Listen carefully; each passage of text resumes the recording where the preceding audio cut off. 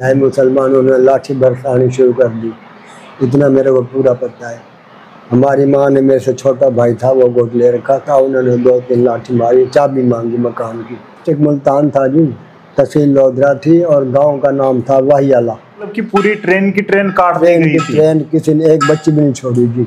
अच्छा, एक रात आपके घर में कुछ लोग आते हैं और आपको आपके घर से विदा कर दिया जाता है, निकाल दिया जाता है।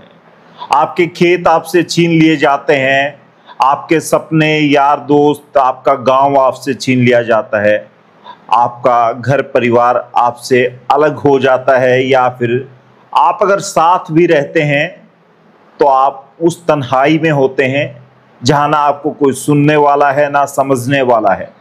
मैं बात कर रहा हूं हिंदुस्तान और पाकिस्तान के विभाजन की, जिसे भारत विभाजन के नाम से जाना जाता था। उस दौर में गदर नाम से एक फिल्म आपने देखी होगी, और गदर एक ऐसा कांड हुआ था जिसकी दास्तान अब बीजेपी को कुछ लोग विभाजन विविष्का के नाम से उसको मना रहे हैं और उसको याद कर रहे हैं। लेकिन कुछ परिवार ऐसे हैं जिन्होंने बहुत कुछ खोया है, अपना देश, अपना गांव, अपना घर, अपने खेत, अपने यार दोस्त, सब कुछ पीछे छोड़ करके वो चल पड़े ऐसी जगह जहां की कोई अंत वाली मंजिल नहीं। फिलहाल मेरे साथ हरिचंद जी असीजा हैं और इनसे हम बात करेंगे। उम्र कितनी है बाबूजी आपकी और नाम क्या है आपका, आप बता दें। हरिचंद राम है, 86 साल की उम्र है जी। 86 साल? 86 ईयर। जब पाकिस्तान से जब आए 8 साल की उम्र, वहाँ 8 साल की उम्र थी आपकी।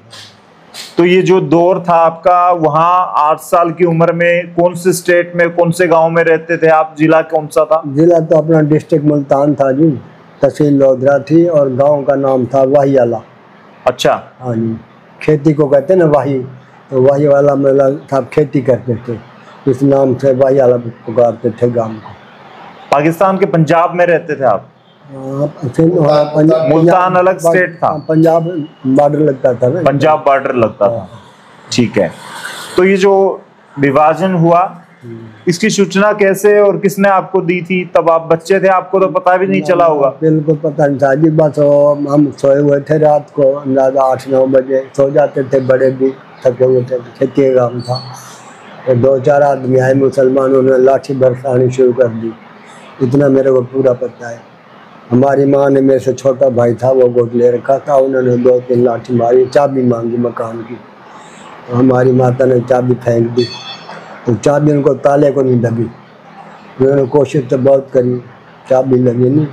फिर हमारे बहनोई जी थे, वो थोड़े पढ़े लिखे आदमी थे, उन्होंने छत पर चढ़ के ऐसा रुका मार दिया कि भाई अपने आदमी आ गए, घबराओ मत। तो फिर वो मुसलमान कहने लगे भाई चलो अब चलो यहाँ, लूटा खसोटी नहीं बनेगी। फिर वो चले गए बस। थोड़ा सा जोर से अगर बोल सकें तो।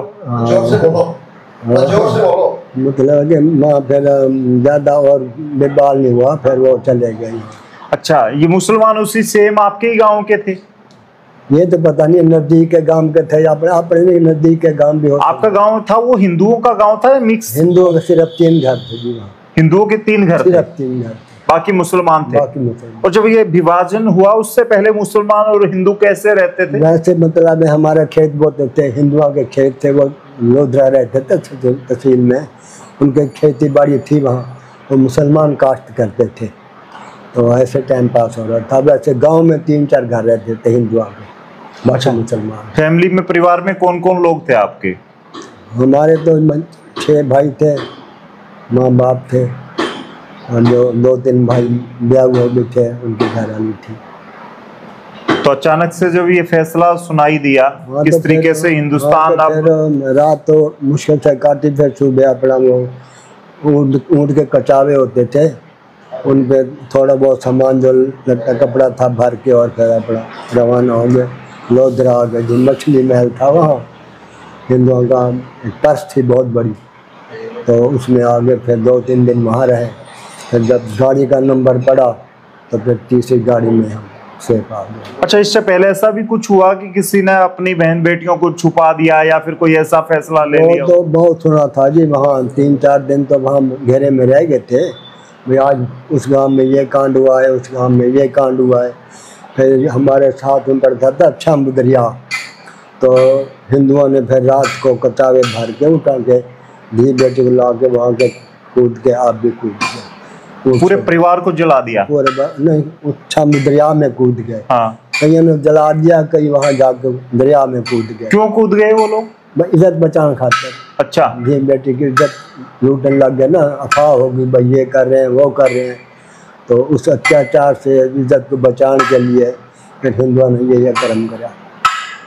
जब आप विभाजन हुआ, ये 14 अगस्त और 15 अगस्त के बीच की जो रात थी वो बताया जा रहा है वक्त की, उसके बाद भगदड़ सी मची थी। भगदड़ मची, सुबह थी, फिर सारे 2-3 दिन। आप लोग कितने दिन बाद आए हिंदुस्तान?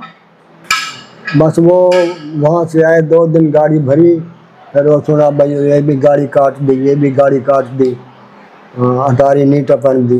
गाड़ी मतलब कि पूरी ट्रेन की ट्रेन काट दी गई थी? ट्रेन किसी ने एक बच्ची भी नहीं छोड़ी थी। अच्छा। तो फिर तीसरी गाड़ी में सुना कि भाई अब हिंदू रास्ता मिलिट्री आ गई, 4-5 लोग, वो गाड़ी सेफ ले जाएंगे। उस फिर तीसरी गाड़ी में आए थे, फिर मालिक ने टेक रखी, हम बॉर्डर पास करा। ऐसा भी रहा कि कोई जानकार या जो कोई लोग थे रिश्तेदार, उनके साथ ऐसा हादसा हुआ हो जो वापस ना आ सके, हिंदुस्तान ना आ सके, उनकी जान चली गई, जान ले ली गई उनकी? वहाँ तो जी बहुत नुकसान हुआ हिंदुओं का, तो बहुत नुकसान हुआ जी, लाखों आदमी मर गए वहाँ। तो हमारे गांव के पड़ोस में था, सारे गांव के गांव खाली हो गए, कहीं जाके दरिया में कूद गए, कहीं ने आपको आग लगा दी। मतलब कहने होनी थी ना होनी, बहुत नाजुक थी। वो मंजर याद करो तो फिर रोंगटे खड़े हो जाते। हमारी उम्र तक अगर छोटी थी, हमारी उम्र तक अगर छोटी थी, बाकी बड़े भाई जो बताते थे वो मंजर बहुत बुरा था। अच्छा, एक 8 साल के लड़के ने जब गांव छोड़ा तो गांव से जुड़ाव कैसा था आपका, और गांव से कैसी यादें जुड़ी? इतना व्यवहार तो नहीं था, बस स्कूल जाने लग गए थे अब, बाकी और कोई तो नहीं, वो तो नहीं थी। स्कूल आपके गांव में ही था, दूसरे गांव में जाते थे? साथ में पड़ता था कुंडी गांव।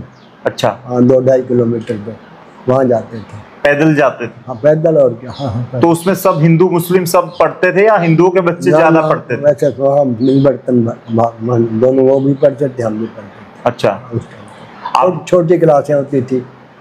अच्छा। कौन सी क्लास में थे तब वो आप वहाँ? बस जाके बैठते थे पहली दूसरी में। तो कुछ सीख लिया था हिंदी पढ़ना, वर्ण वगैरह आपने सीख लिए? बस वो अपना नाम लिख लेता था उर्दू में मैं। अच्छा। अब भी लिख लेता हूँ। तो उर्दू आपको अब भी आती है? बस वो नाम लिख लेता हूँ, बाकी और नहीं। और उर्दू को पढ़ना? थोड़ा बहुत ABC कहते थे वो, बस अपना नाम लिख लेता था, बाकी कुछ याद नहीं है। तो बाकी की पढ़ाई फिर हिंदुस्तान में आके करी? हिंदुस्तान में आके करी। वहाँ आपका कारोबार क्या था? आपके पिताजी क्या करते थे? हमारा खेती का काम था, थोड़ा व्यापार का काम भी था हमारा। जैसे आप मुसलमान ले जाते थे अनाज, तो फिर फसल पे सवाई दे देते थे। अच्छा। मन ले गए तो 1.25 मन ले गए, 2 मन ले गए तो 2.5 मन दे गए। ऐसा व्यवहार था वहाँ। व्यापार का काम भी था, खेती का काम भी था, व्यापार का काम भी था। अच्छा। तो वहाँ आपकी कितनी जमीन कितनी थी? 102 किले जी। 102 किले पाकिस्तान में थे आप? हाँ। और एकदम से जब आप वहां से निकले तो उस टाइम फसल भी जो है बुआई हो रखी होगी आपकी? हाँ, वहाँ नील की खेती होती थी। हाँ। और कपास की फसल होती थी, तो ये मेन फसल। बाकी फिर साढ़ी में गेहूँ की फसल होती थी। बस ये 3 फसल 4 फसल होती थी। बाजरा बुजरा या चने चुने वहाँ नहीं होते थे, तो नहरी इलाका था ना। सरसों वगैरह नहीं होती थी, कणक और कपास और नील की खेती होती थी। घर में पशु भी थे? हाँ, पशु थे, सभी तो खेती करते थे। तो उन पशुओं को वहीं छोड़ आए? और क्या करते थे? या किसी मुसलमान पड़ोसी को दे करके आए? बस वो चाबी मुसलमानों को दो थे ना, श्री साजी काम करते थे, उनको चाबी दे आए, भाई हम जिंदा रहेंगे तो आ जाएंगे, नहीं तो अपना चाबी संभालो। बस। पैसे वैसे थे और चीजें थी? जो कुछ भी था वहाँ से कुछ नहीं मिला, बस जान बचा के आए थे 3 कपड़ों में। बस वहाँ सामान कौन लेने देता था? हर को अपनी जान की पड़ रही थी, बस किसी तरह हम जान बच जाए, इज्जत बच जाए, बस। आपको पता था कि ये मेरा घर है और ये छूट रहा है, मैं वापस यहाँ लौट के आऊँ? हमारे यहाँ भैंस बंदी थी, ऐसे घोड़ी बंदी थी, ऐसे वहाँ चूड़ा बनता था, इतना ज्ञान था मेरे को। बाद में कभी मन होता है अब सही हालात हुए तो कि वापसी अपने घर में जाके देखूं, या कैसे कोई वीडियो कॉल के माध्यम से? हाँ, वो उम्मीद तो थी भाई यहाँ से 5-4 दिन में ठंडक हो जाएगी, वापस आ जाएंगे, लेकिन ये पता नहीं था भाई विभाजन में हम हिंदुस्तान में चले जाएंगे। वहाँ कितने कमरों का मकान था आपका? कैसा मकान, कच्चा था या पक्का था? न था तो कुछ कच्चा कुछ पक्का, लेकिन मकान खुला था। कुछ 6 भाई थे, तो ज़मीन का काम, खेती का काम था, डंगर पशु खातर। मकान बहुत बड़ा था, वैसे था कच्चा कुछ पक्का, ऐसे था। तो जो लोग थे मुसलमान थे, आपके श्री साझे का काम करते थे, उन मुसलमानों से बाद में कभी बात हुई जो आपके घर को केयर टेकर बने? कोई बात नहीं हुई। वहाँ से यहाँ किरावड़ के थे हमारे रिश्तेदार, वो गए थे, वो बता रहे थे भाई वहाँ हिंदू भाई जो मुसलमान बने उनकी हालत बहुत ख़राब है। अच्छा, हिंदू कन्वर्ट हो गए थे? हाँ, कुछ हो गए। कहते जब मुसलमान बन जाए उनको हम कुछ नहीं कहते, फिर धर्म तो छोड़ा नहीं जाता जी, धर्म त्यागना भी महापाप है। तो जो थोड़े चंद आदमी थे वो रह गए, कुछ मुसलमान बन गए, बाकी हिंदुओं ने लाज बचाने खातिर कुर्बानी बहुत करी, इज्जत बचाने खातिर धर्म की सालों को जोड़ता है, धर्म जैसे छोड़ दिया, बाकी क्या रहे। थोड़ा सा जोर से बात करेंगे, लेकिन वहाँ के हालात और एकदम से फिर इंडिया में आपकी एंट्री होती है। इंडिया में कहाँ आना हुआ आपका? पहले कुरुक्षेत्र में आए जी, 10-15 दिन वहाँ रहे, फिर लोगों ने कहा जब नीलोखड़ी में काम है वहाँ मजदूरी मिल जाती है, दूसरा तीसरा स्टेशन पड़ता है नीलोखड़ी, फिर वहाँ नया शहर बन रहा था, वहाँ मजदूरी करी बड़े भाइयों ने, मैं तो छोटा था। जोर से बोलो जी, जोर से बोलो। हाँ, वहाँ 1.5-2 रुपये दिहाड़ी मिलती थी जी, तो उससे फिर अपना खाने पीने का काम बस। अच्छा, फिर यहाँ भिवानी कैसे आए और किस गांव कौन सा अलॉट हुआ, या आप किस घर में गए? अलॉटमेंट होगी ना, हमारे पहले यहाँ पिताजी आए थे अकेले बलियाली। हाँ, तो अलॉटमेंट होगी, फिर यहाँ पानी पूनी था नहीं, बरानी इलाका था। हम फिर वहाँ से 1-2 साल पीछे, मतलब फिर जब यहाँ थोड़ा सा जमाव हो गया बलियाली में, तो फिर बलियाली में आ गए, खेती पानी करी। यहाँ फिर आपको क्या मिला? वहाँ आपका पक्का मकान था, जमीन थी? यहाँ भी एक नौरा सा मिला था जी, मकान शेड में नहीं था, नौरा सा था, आगे प्लाट खाली पड़ा था, तो उसमें फिर हमने अपना हिसाब से कमरे डालवाए, तो नौरा मुसलमानों का अलॉटमेंट हुआ था। अच्छा, मुसलमानों का जो घर था वो आपको मिल गया? हाँ हाँ। और जमीन जो थी वो कितनी जमीन मिली? उतनी जितनी 102 किले वहाँ थी उतनी यहाँ मिली। 102 किले आपको मिल गए थे। ये कैसे प्रूफ आप लोग दे पा रहे थे कि हमारी वहाँ इतनी जमीन थी और यहाँ पे? वो कागजात कैसे आ गए थे जलंधर में, उन्होंने जमाबंदी में, जैसे इनका कारोबार है जैसे वालों का, उन्होंने वहाँ देखा रिकॉर्ड, उस हिसाब से फिर मैं यहाँ रकबा अलॉटमेंट गई थी जी। तो कैटेगरी 3 हिस्से में दिया था, कुछ रेता था टिब्बा, कुछ बंदर थी, कुछ बढ़िया धरती थी, उस हिसाब से उन्होंने 3 कैटेगरी 102 किले दिए थे। तो हिंदुस्तान में यहाँ आके मन लग गया था आपका, या पाकिस्तान की याद आती थी जब नए नए थे? हालात तो वहाँ कहते थे वहाँ तो स्वर्ग था, यहाँ पहले नर्क था, पानी पीने को नहीं था, यहाँ खेत में 3-3 साल बरसात नहीं होती थी, तंगी बहुत थी, जौ की रोटी खाते थे, ज्वार की रोटी खाते थे, लेकिन हिम्मत नहीं हारी, बड़ों ने अपनी धरती बुआई जैसे भी करा, टाइम पास की। तो यहाँ खेती होने लगी एक वक्त के बाद, सामान्य होने लगा जीवन? थोड़ा बहुत नहर भी खुद की, फिर बाद में बरसात में राम ने भी कुछ साथ देता है, बरसात हो जाती थी, उस हिसाब से फिर रोटी का काम ठीक चलने लग गया। पढ़ाई कितनी की आपने? पढ़ाई मैंने हायर सेकेंडरी करी थी सन 1959 में, वहाँ नीलोखड़ी करी थी जी। एक भाई वहाँ प्रेस में काम करता था, उसी के पास रहता था, तब पढ़ाई करी थी, बाकी परिवार तो यहाँ आ गया था बलियाली गांव में।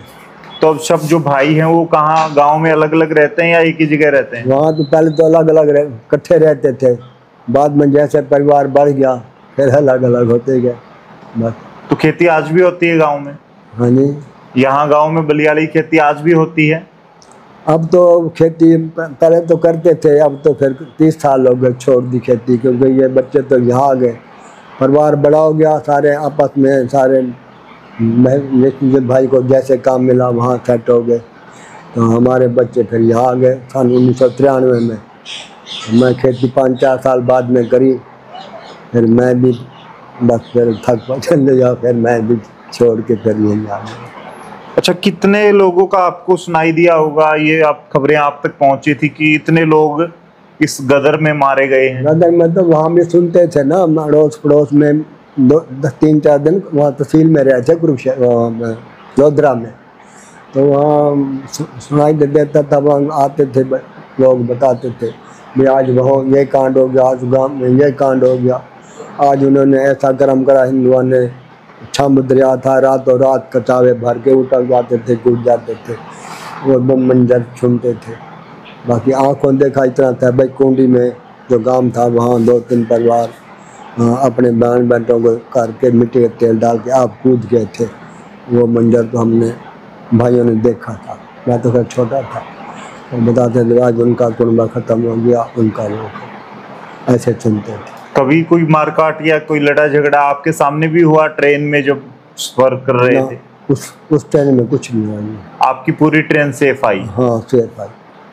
तो यहाँ पे लोगों जो यहाँ हिंदुस्तानी थे, जो इस हिस्से के लोग थे, उनका कितना सपोर्ट मिला? आप लोग यहाँ आए तो आप लोगों उनका क्या सपोर्ट मिलता, हमने मेहनत मजदूरी करके अपना पैरों पे खड़े हुए, उन्होंने क्या सपोर्ट देनी थी।